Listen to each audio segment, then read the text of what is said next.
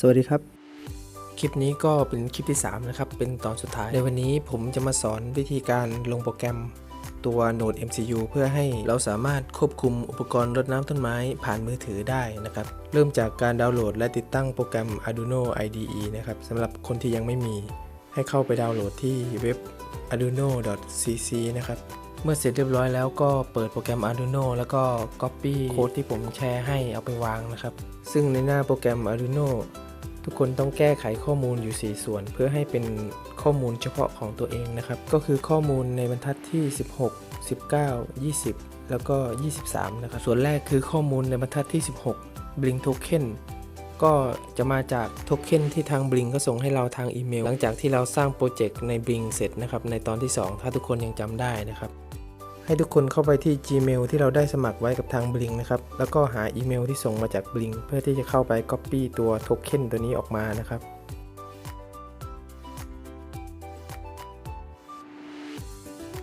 เมื่อ Copy ออกมาแล้วให้เอาไปวางในเครื่องหมายคำพูดในบรรทัดที่16นะครับในส่วนของ Put your Blink token here นะครับต่อไปในบรรทัดที่19และ20ให้เราใส่ชื่อ Wi-Fi แล้วก็ Password ของ Wi-Fi ของเราเข้าไปนะครับส่วนในบรรทัดที่23 Time Zone ให้ใส่ให้ตรงกับในแอปที่เราสร้างไว้นะครับตรงนี้ประเทศไทยให้เราใส่เป็นเอเชียแบงคอกนะครับเสร็จเรียบร้อยแล้วให้เราต่อสาย USB เข้าไปที่ Node MCU แล้วก็ต่อเข้าคอมพิวเตอร์ตามรูปนะครับจากนั้นก็ให้คลิกที่ Tool แล้วก็เลือกพอร์ตนะครับตรงนี้ของผมเป็นคอม8แล้วก็ไปที่บอร์ดเลื่อนลงมา ESP8266 บอร์ดแล้วก็เลือกเป็น Node MCU 1.0 นะครับแล้วก็กดอัปโหลดนะครับที่หน้าต่างด้านล่างจะมีสถานะของการอัปโหลดโปรแกรมแสดงเป็นเปอร์เซ็นต์ให้เรารอจนถึง 100% นะครับ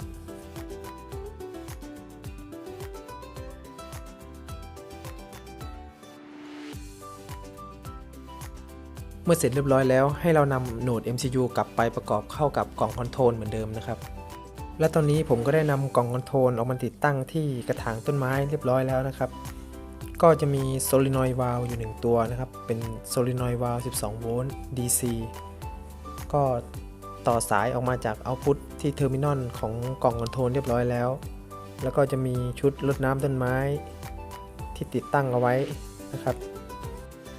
ต้นไม้ผมก็มีอยู่นิดเดียวนะครับผมใช้วาล์วแค่ตัวเดียวก็เพียงพอแล้วนะครับสิ่งที่ต้องทำต่อไปก็คือเอาเซ็นเซอร์วัดความชื้นในดินไปเสียบที่กระถางต้นไม้นะครับเพื่อเป็นการวัดความชื้นในดิน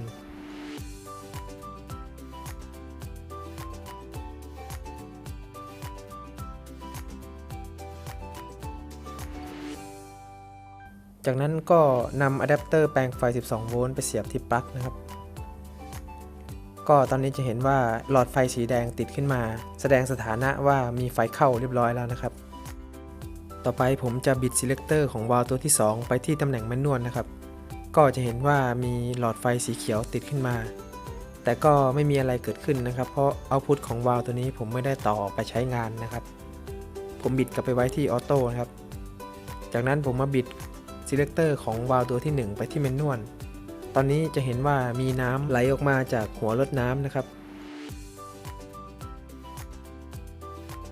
จากนั้นผมบิด selector ของวาล์วตัวที่1กลับไปไว้ที่ตำแหน่ง off วาล์วรดน้ำก็หยุดทำงานนะครับสรุปที่หน้ากล่องคอนโทรลเราจะมี selector อยู่3ตำแหน่งนะครับตำแหน่งแมนนวลเป็นตำแหน่งที่ใช้สำหรับสั่งให้วาล์วทำงานจากที่หน้ากล่องคอนโทรลโดยตรงนะครับส่วนตำแหน่ง off เป็นตำแหน่งที่ใช้สำหรับสั่งให้วาล์วหยุดทำงาน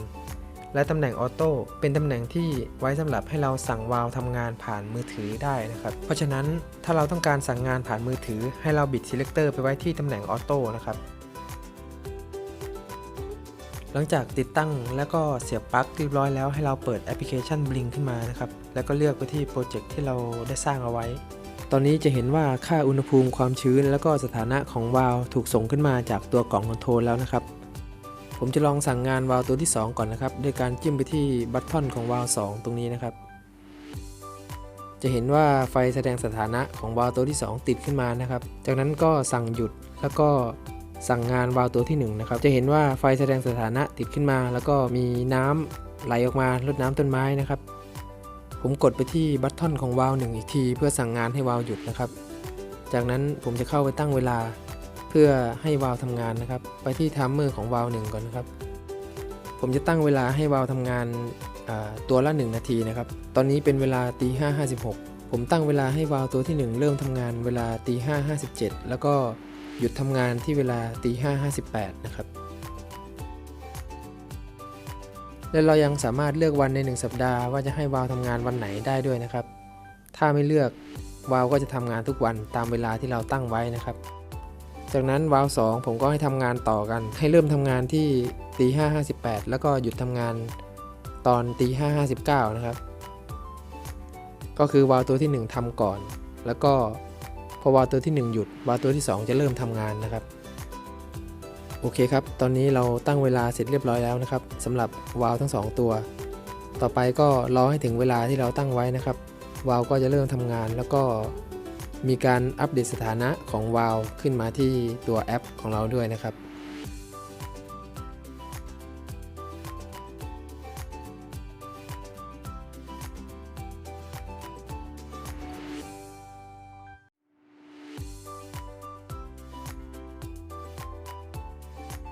ตอนนี้วาล์วก็เริ่มทำงานแล้วนะครับจะเห็นว่าหลอดไฟสีเขียวทางด้านซ้ายมือจะติดขึ้นมาเพื่อแสดงสถานะว่าวาล์วทำงานแล้วก็สถานะของบัตทอนของวาล์ว1ก็แสดงเป็นสถานะออนนะครับบนแอปจากนั้นผมจะลองสั่งให้วาล์วตัวที่1ออฟดูนะครับด้วยการกดไปที่บัตทอนของวาล์ว1จะเห็นว่าวาล์วไม่หยุดทำงานนะครับแล้วสถานะก็อัปเดตกลับมาเป็นออนเหมือนเดิมจากนั้นผมจะลองสั่งงานให้วาล์วตัวที่2 on off ดูนะครับ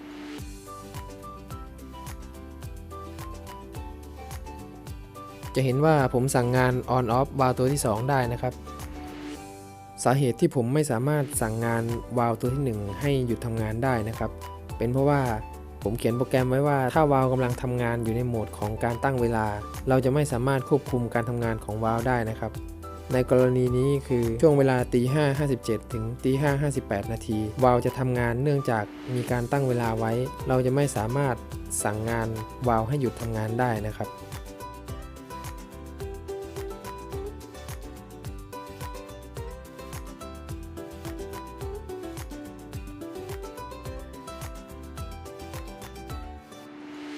ตอนนี้วาล์วตัวที่1หยุดทำงานแล้วนะครับและวาล์วตัวที่2ก็เริ่มทำงานแล้วผมลองสั่งหยุดการทำงานของวาล์วตัวที่2ก็เหมือนกันนะครับไม่สามารถสั่งหยุดการทำงานได้แต่สำหรับวาล์วตัวที่1ตอนนี้ผมสามารถสั่งให้ทำงานหรือหยุดทำงานได้แล้วนะครับเราจะจบคลิปนี้ไปพร้อมกับวาล์ว2หยุดทำงานนะครับตอนเวลาตี 5:59 นาทีนะครับขอบคุณที่รับชมนะครับขอบคุณครับ